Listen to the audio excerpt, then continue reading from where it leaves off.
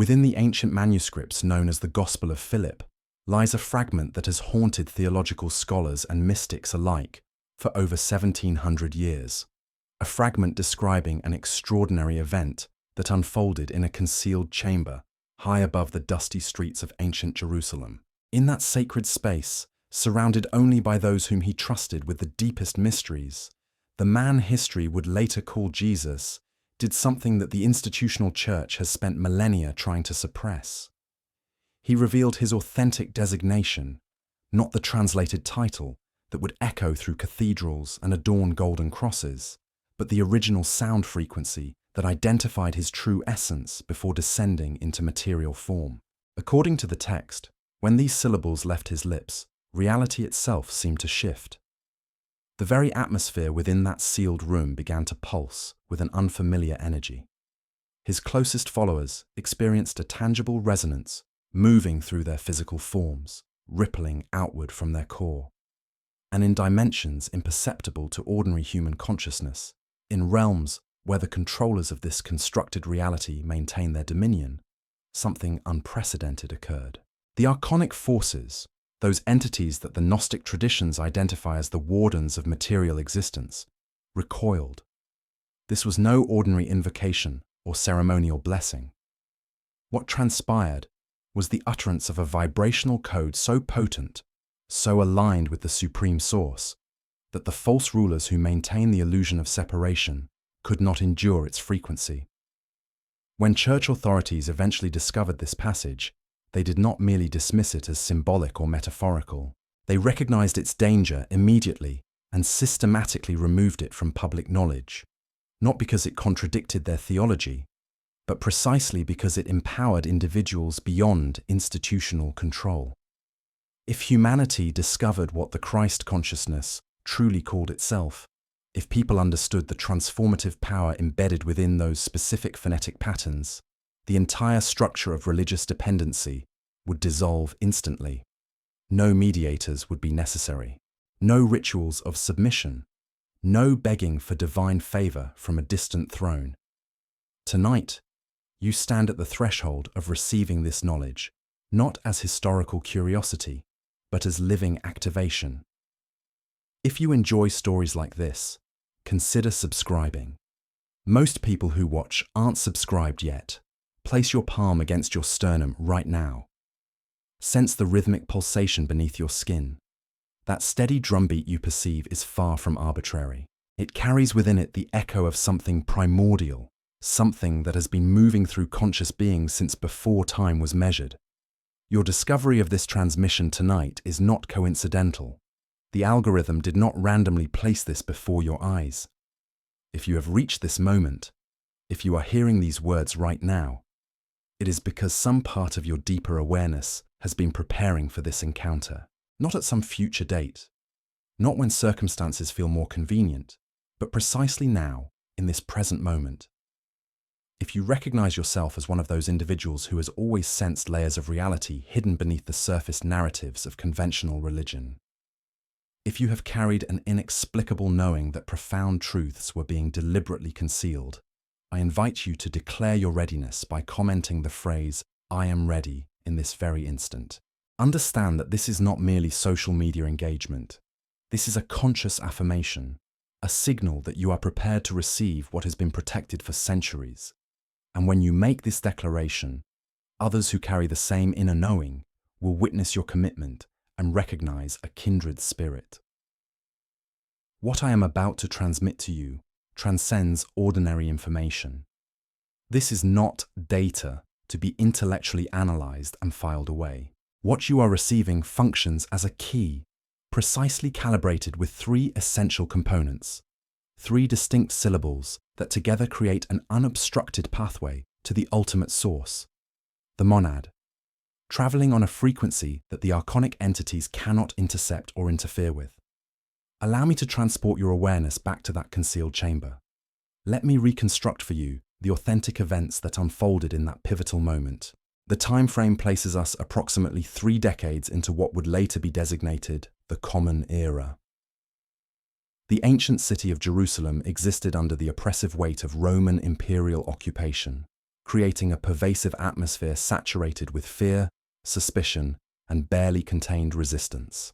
Yet above a narrow cobblestone passage, within the confines of a modest upper room, an event was occurring that operated on an entirely different plane of significance, having nothing whatsoever to do with political movements or the machinations of earthly empires.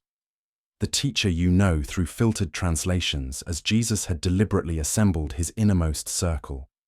This was not the multitude who followed him seeking miraculous healings. These were not the casually curious who gathered to hear eloquent parables.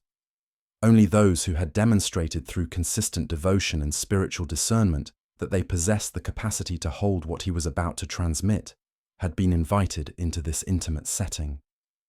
The Gospel of Philip explicitly records that Mary Magdalene stood among those present. Philip himself, the chronicler of these mysteries, witnessed everything firsthand, and in this protected environment, deliberately removed from those whose consciousness could not yet comprehend such revelation, the Master began to unveil something he had never disclosed to public audiences. He spoke of his origination point, his authentic identity that existed before incarnation, and most significantly, the designation he carried before making the conscious descent into dense material form, wrapped in human flesh. Cliffhanger. But what he revealed next would become the most suppressed secret in all of Western spirituality, and understanding why requires seeing through the deception that has defined organized religion for 2 millennia. You must grasp something absolutely critical at this juncture. The name Jesus is not actually a name in the truest sense. It represents a title that has been filtered through so many linguistic translations, cultural adaptations, and deliberate modifications that whatever original power it once carried has been systematically diluted, and this dilution was not accidental. The historical individual you have been taught to revere as Jesus was addressed as Yeshua in his native Aramaic tongue, a fact that biblical scholars readily acknowledge. However, even this Hebraic designation, even Yeshua itself, was not the primordial name that caused dimensional rulers to experience tremors of recognition and dread. That particular sonic formula existed before human language was constructed, before this planet solidified from cosmic dust, before the material prison we call physical reality was architecturally designed by the demiurge, that false creator deity, for the explicit purpose of trapping fragments of divine consciousness inside biological vessels. Here is precisely where this knowledge becomes dangerous to established power structures. The Gnostic manuscripts describe a multi-layered cosmology of reality that the mainstream ecclesiastical authorities desperately attempted to erase from human memory and historical record. At the supreme apex of this hierarchy exists the monad, the true and ultimate source, pure undifferentiated consciousness existing without form, without limitation, without beginning or end. This supreme consciousness bears absolutely no resemblance to the deity described and worshipped in conventional churches and temples. The God that institutional religion has taught you to fear and obey is actually the demiurge, a subordinate creator entity who catastrophically misunderstands himself to be the supreme being.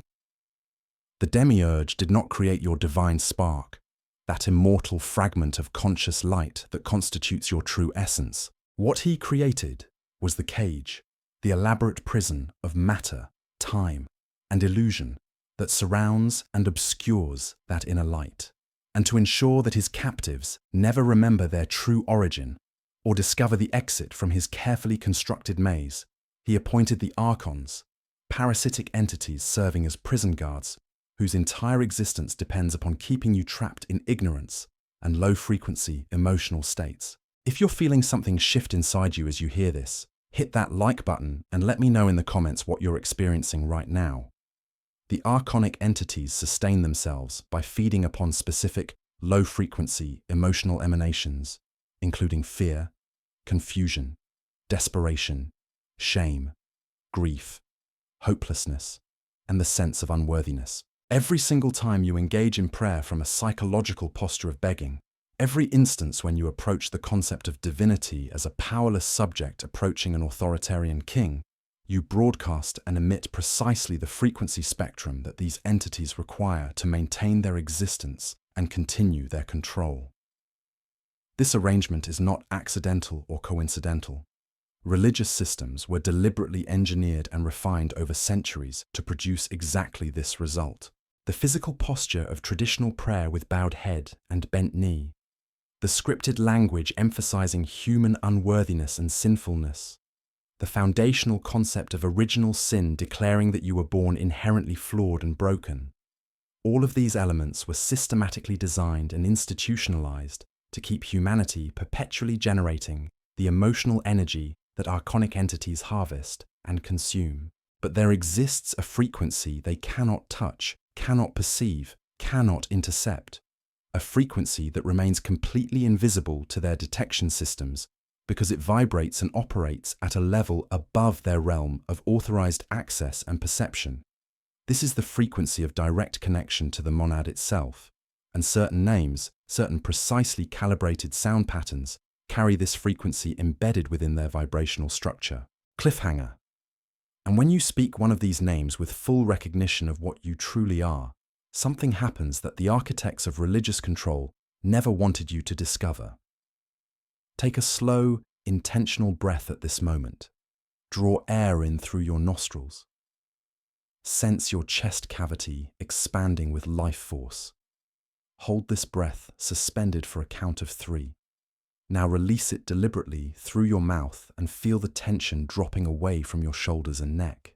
You are beginning an active process of shifting your vibrational frequency simply by engaging with this transmission. This is not imagination or wishful thinking. This is measurable preparation, and your nervous system is already responding. The early Gnostic communities possessed a profound understanding that names were never merely arbitrary labels or conventional identifiers. Names functioned as frequencies, as vessels and containers of power, as keys to unlock specific states of consciousness. When you know and can speak the true name of something, when you understand the vibrational essence encoded within those syllables, you gain direct access to its fundamental essence and can interact with it on that level. This is precisely why the authentic name of the monad was never committed to writing in any publicly accessible text. This is why the true designation of the Christ consciousness remained concealed even from the majority of his followers and students. Because a name, when spoken with genuine recognition of what it represents, and with spiritual authority arising from knowing what you yourself are, transcends being mere sound and becomes a master key capable of unlocking realities. In another suppressed text, called the Pistis Sophia, which the institutional church attempted to destroy with the same fervor they applied to all Gnostic literature, Jesus explains this principle with remarkable directness to those disciples capable of comprehending. He reveals to them that he originated from the realm of the monad, that supreme and undivided consciousness. He describes how he descended through multiple levels of reality, passing through the domains controlled by the archonic rulers without them recognizing his true nature or being able to prevent his mission. And he discloses that he carries a designation, a name, that existed before the Archons themselves were brought into being, before the demiurge imagined himself into his false supremacy. When this ancient and primordial name is spoken by an individual who consciously carries the divine spark and recognizes their own pneumatic nature, the archonic entities lose their ability to interfere. They cannot intercept the transmission. They cannot attach to the frequency. They cannot maintain their illusion of authority and control.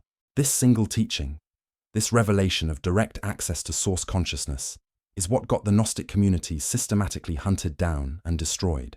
In the 4th century of the Common Era, when the Roman Emperor Constantine recognized that he needed a unified religious system to consolidate control over his vast and fragmenting empire, he convened the Council of Nicaea, gathering bishops and church authorities to make definitive decisions about which texts would be canonized as official scripture and which would be condemned and eliminated from existence. The Gnostic Gospels, those manuscripts preserving the inner teachings of direct knowledge and personal spiritual authority, were not debated on theological merits or subjected to scholarly analysis. They were condemned absolutely and without qualification. The communities that had preserved these teachings across generations, passing them from teacher to student in unbroken lineages, were hunted with brutal efficiency. The manuscripts themselves were gathered and systematically burned. For over 1600 years, this knowledge vanished from public awareness, surviving only in a few secret lineages whose initiates passed fragments down in whispers, always aware that discovery meant execution. Share this video with someone who's been searching for these answers. The algorithm suppresses this knowledge, but your action can break through that barrier. And then, in the year 1945, something occurred that can only be described as miraculous intervention by forces working to restore lost knowledge to humanity. A farmer working his land in Egypt, near a small town called Nag Hammadi, was digging for fertilizer to enrich his soil when his shovel struck something unexpectedly solid beneath the earth. Curious, he excavated more carefully and unearthed a sealed clay jar, ancient beyond measure. When he broke the seal and looked inside, he discovered 13 leather-bound codices, 52 complete texts that had been deliberately hidden in the earth since the 4th century, buried by Gnostics, who knew with certainty that church authorities were coming to destroy them and everything they represented. These were not medieval forgeries or later fabrications created by heretics. These were authentic early Christian writings. And carbon dating combined with linguistic analysis conducted by scholars from multiple institutions proved conclusively that they were as ancient as the canonical Gospels themselves, some possibly even older. The institutional church had spent 17 centuries telling the world that these alternative teachings never existed, that Gnosticism was a later corruption of pure Christianity. The Nag Hammadi discovery proved with physical evidence that they had been systematically lying. Cliffhanger. Among those buried texts lay the keys to everything the church had fought to keep hidden, including the technique for speaking directly to the source without any intermediary, and the name that makes it possible. Among these recovered treasures was the complete Gospel of Philip. Among them was the Pistis Sophia, in a more complete form than scholars had previously known existed, and among them were explicit teachings about the true name of Christ, the designation that identified him before he accepted the mission of descent, the name that establishes direct connection to the monad, the name that the archonic entities cannot hear without experiencing tremors of recognition regarding their own fundamental limitation, because it reminds them of what they can never become, can never possess, can never truly understand. But here is the crucial element that most people completely miss when they study these texts academically or read them as historical curiosities. Knowing the name purely as intellectual information accomplishes absolutely nothing in terms of spiritual activation. You can read it printed in a scholarly book. You can memorize the syllables. You can repeat them like a mantra 10,000 times, and nothing of significance will happen. No connection will be established. No frequency will shift. Because the name only activates its full power when spoken by someone who has consciously recognized what they are, someone who has awakened to their own pneumatic nature. This is precisely why the teaching was given exclusively to the inner circle, rather than broadcast to the crowds. This is why Jesus waited until he was alone with those individuals who had proven through sustained spiritual development that they possess the pneumatic spark capable of recognizing and responding to this knowledge. There are 3 fundamental types of humans according to the Gnostic teaching tradition, and understanding these categories is essential to understanding why this technique works for some individuals and not for others. The first category is called the Helics, those who are entirely material in their constitution, with no divine spark whatsoever present in their being. They cannot access the monad regardless of what techniques they attempt or what names they employ, because there is fundamentally nothing within their constitution that resonates with source frequency. They exist as biological automatons, completely identified with material existence. Then there exists the second category, known as the psychics, individuals who possess a dim and inconsistently flickering spark of divine consciousness. They sense that something greater exists beyond the material veil. They experience occasional intuitive flashes and spiritual yearnings, but they cannot sustain consistent connection to Source. They lack the internal stability and recognition required for permanent activation. These are the masses who fill churches every weekend, who pray without experiencing tangible power, who hope without possessing direct knowing, who seek outside themselves for validation that can only come from within. And then there exists the third category, the pneumatics. Those rare individuals who carry a full and burning divine spark that originated directly in the monad itself before descending into material incarnation. These are the chosen ones, and if you are still engaged with this video at this moment, if something within your deeper awareness recognized the title and compelled you to click, if you have felt your entire life that you did not truly belong in this world, that organized religion was deliberately hiding something essential, that there was a truth hovering just beneath the surface that no authority figure would reveal to you, then you already possess internal confirmation of what you are. You are pneumatic. You carry the undimmed spark, and the name I am about to reveal to you will activate within your being in ways it simply cannot activate for those who lack this essential inner component. This is the precise moment when everything in your spiritual journey transforms permanently. Before I reveal the sacred name to you, before I place this key in your hands, I need you to understand with absolute clarity why it works, not as a matter of belief or faith, but as mechanical operation of consciousness. The universe in which you exist operates entirely on frequency and vibration. Every thought you generate and hold in your awareness emits a specific vibration into the quantum field. Every word you speak sends ripples through the fabric of reality itself, creating effects whether you consciously intend them or not. The archonic entities understand this principle with perfect clarity.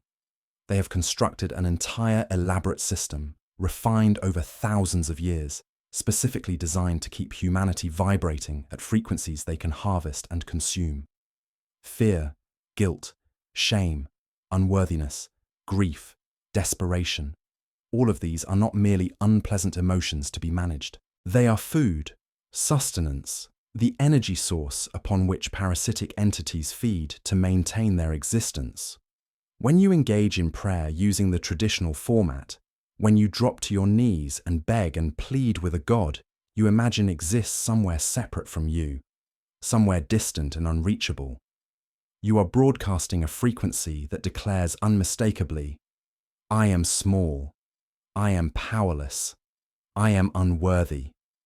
I need permission from an external authority to access the divine.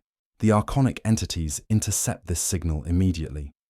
They feed upon its energy, and they ensure through various interference mechanisms that your prayers never reach their intended destination at the level of the monad. Cliffhanger. This is the real reason why countless prayers seem to go unanswered, why people pray for decades without experiencing genuine connection, and why religious institutions actually benefit from your sense of separation. This is why so many millions of sincere prayers go perpetually unanswered, creating cycles of disappointment and reinforcing feelings of unworthiness, not because the monad does not hear or does not care, but because the signal never successfully completes its journey, intercepted at lower frequency bands by entities whose survival depends on maintaining your ignorance. But there exists another way to speak, another mode of communication entirely, a way that does not ask permission, a way that declares recognition, a way that acknowledges unity rather than requests connection from separation. When you speak from the frequency of recognized unity, when you address the monad, not as a powerless beggar approaching a distant throne, but as a divine spark consciously returning to its source, the archonic entities cannot perceive you. You become functionally invisible to their detection systems. Your words and intentions travel on a frequency band that exists above their authorized realm of operation. The true name of Christ is not a magic word that forces reality to bend through supernatural compulsion. It functions as a recognition code, a password that identifies you as authorized consciousness. When you speak this name with full understanding of what it represents, you are not calling out desperately to something external and separate from yourself. You are activating something that has always existed internal to your being. You are engaging in the process of remembering what the demiurge invested enormous energy in making you forget. If you are genuinely ready to receive this name, if you have followed this transmission to this point and feel the resonance of truth moving through your awareness, comment the words, "Reveal the name," right now. This is your conscious declaration that you are prepared for what comes next, for the responsibility and the power that accompanies this knowledge. This act separates you from those who are merely intellectually curious. This marks you unmistakably as one who is ready to remember their origin and activate their birthright. Take a deep, centering breath. Place your hand on your heart center once more. Feel the warmth gathering and concentrating in your chest cavity. What I am about to share with you was hidden for 17 centuries. Human beings died protecting it. Gnostic communities were slaughtered to prevent this knowledge from surviving. And tonight, in this moment, it passes directly to you. In the Gnostic texts that survived destruction, the name that Jesus revealed to his inner circle during that sealed gathering was not Yeshua.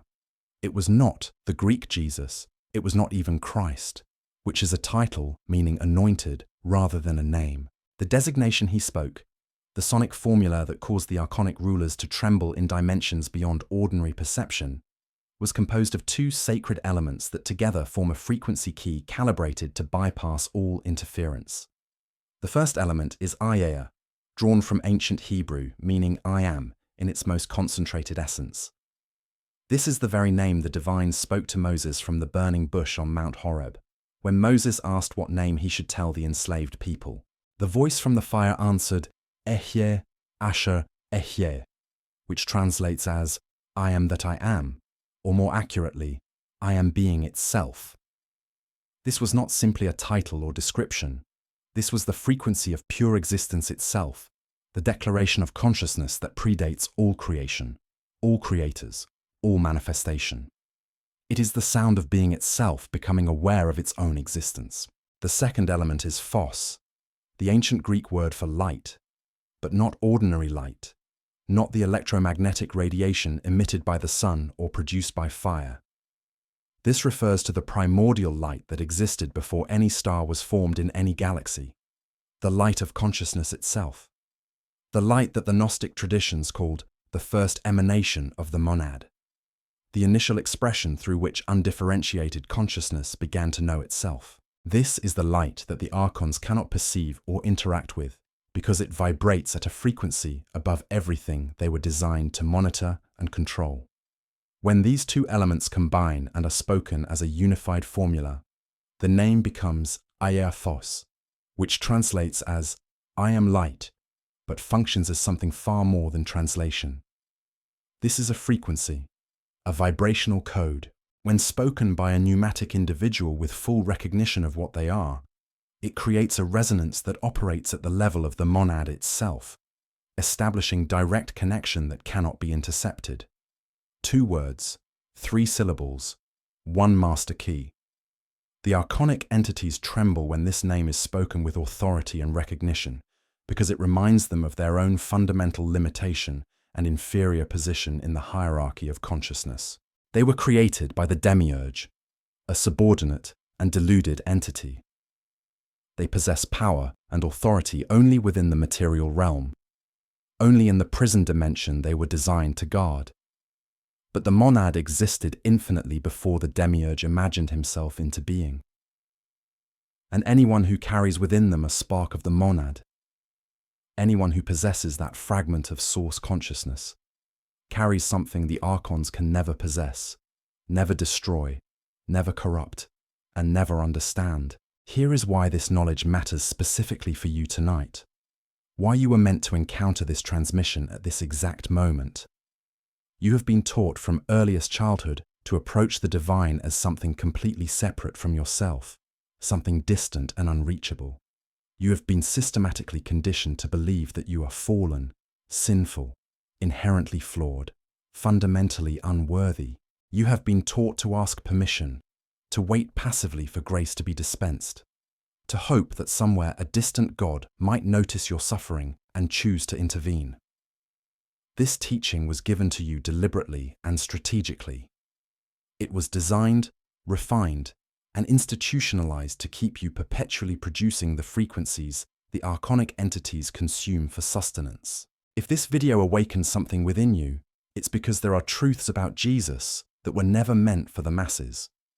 The ebook, Jesus Beyond the Church, reveals what was removed, burned, and rewritten, erased teachings, silenced texts, and spiritual codes that survived outside institutional control. This is not a religious book. It is a record of what was left outside the church and of what you were never meant to find. For a limited time, you will receive 3 exclusive super bonuses, unlocked only for those who access it now. The link is in the pinned comment. If you made it this far, it may not be a coincidence. Some truths reveal themselves only when we are ready. But the Gnostic truth stands in complete opposition to everything institutional religion has taught you. You are not separate from the monad. Your divine spark is not a gift bestowed upon you from outside. It is a fragment of the source itself, temporarily inhabiting material form. When you speak the name Phos with conscious recognition of what you are not praying to something outside yourself that may or may not respond. You are activating the part of you that never left the monad, the part that has always remained connected, even while your conscious awareness forgot. You are remembering your way home. The church could not allow this teaching to survive in public awareness, because if people understood that they carried divinity within them, that they needed no priest, no intermediary, no institution, no ritual, no permission to access the source directly, the entire structure of religious control would collapse instantly. So they burned the texts systematically. They hunted down and killed the teachers. They invented and institutionalized doctrines of original sin to make you believe you were born broken and could only be fixed through their authorized channels. Cliffhanger. But you were never broken, and what I'm about to show you will prove it in a way you can experience directly tonight. You were not born broken or flawed. You were born with a piece of the infinite embedded in your chest, pulsing with every heartbeat. And tonight, you are going to learn the precise technique for activating it and using it to establish direct connection. Close your eyes for a brief moment. Not for long, just a few seconds. Feel the space behind your forehead, the point between your eyebrows that various traditions call the third eye, or the seat of inner vision. This is where the Gnostics taught that pneumatic sight resides. Feel any warmth or pressure or tingling sensation gathering there. This is not imagination or wishful thinking. This is your pneumatic nature responding physiologically to what it recognizes as truth. Open your eyes now and continue with me. There are 3 essential components to speaking this name with genuine power rather than as empty repetition. The first component is recognition. You must know with certainty what you are, not believe, not hope, but know. You are a divine spark temporarily housed in a biological body. You are not your fears. You are not your failures. You are not your past mistakes. You are not the story the world has constructed about you. You are not even the story you have constructed about yourself. You are pneumatic. You carry the light of the monad. This recognition must be firmly established before the name will activate. The second component is authority. You do not ask. You do not beg. You do not request. You do not hope.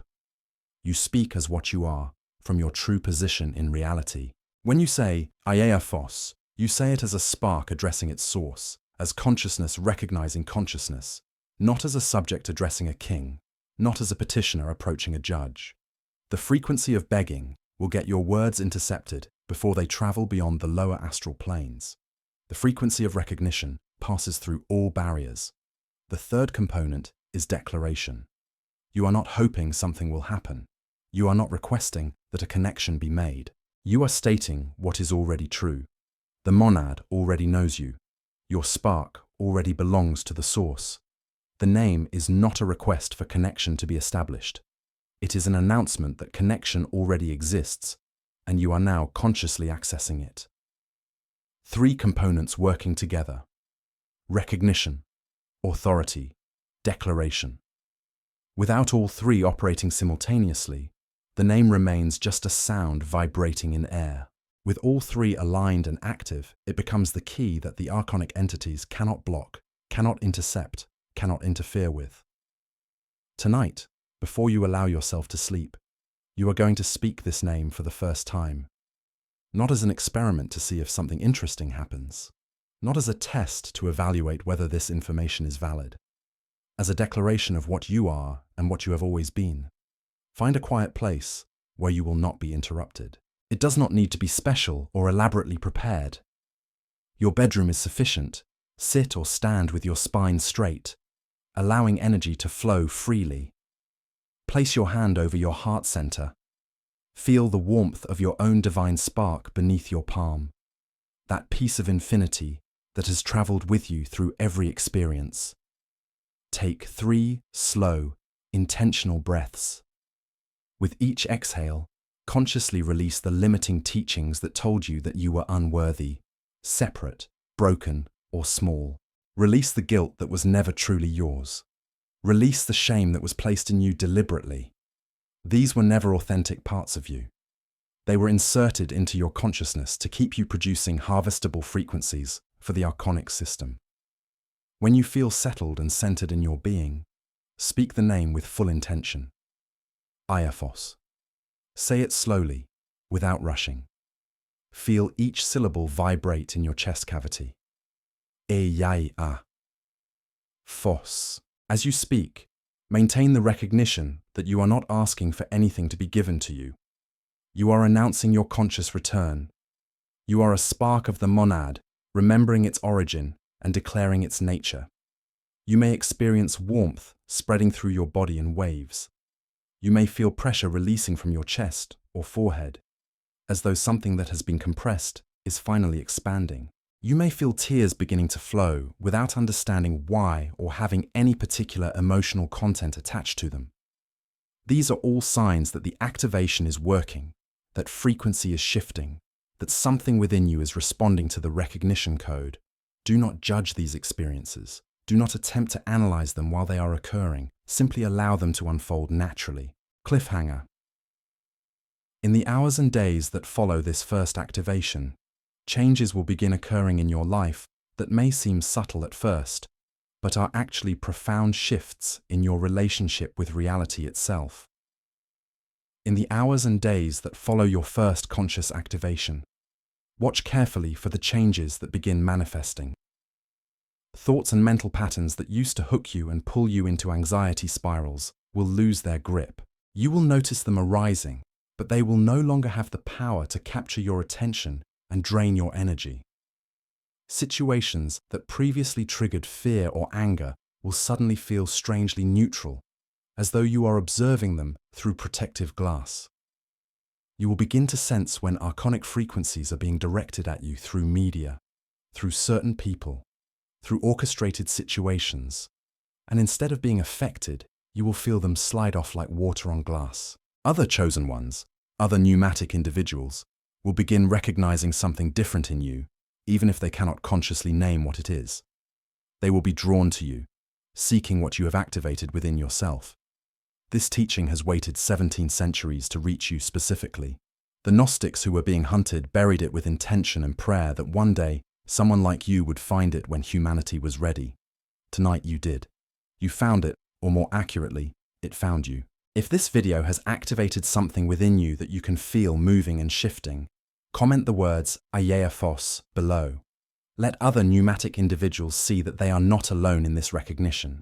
Subscribe to this channel so you do not miss the advanced teachings that are coming in future transmissions, teachings that will build upon this foundation. And share this video with the one person in your life who you know is also searching, who has been asking the questions that others dismiss. The algorithm actively tries to suppress this knowledge, flagging it as controversial or sensitive. Your engagement, your comments, your shares. This is how we overcome that suppression and allow the truth to reach those who need it. You now carry within your consciousness what the archonic system never wanted you to discover. 3 components working in harmony. 3 syllables carrying ancient power. One direct line to the monad that bypasses all interference. Use it tonight. Speak it with recognition. Feel what happens when you stop begging and start declaring. You are pneumatic, you are chosen, and you have always been exactly what you are now remembering yourself to be. The only thing that has changed is that now you know it consciously, and you possess the key to activate it fully. Welcome home.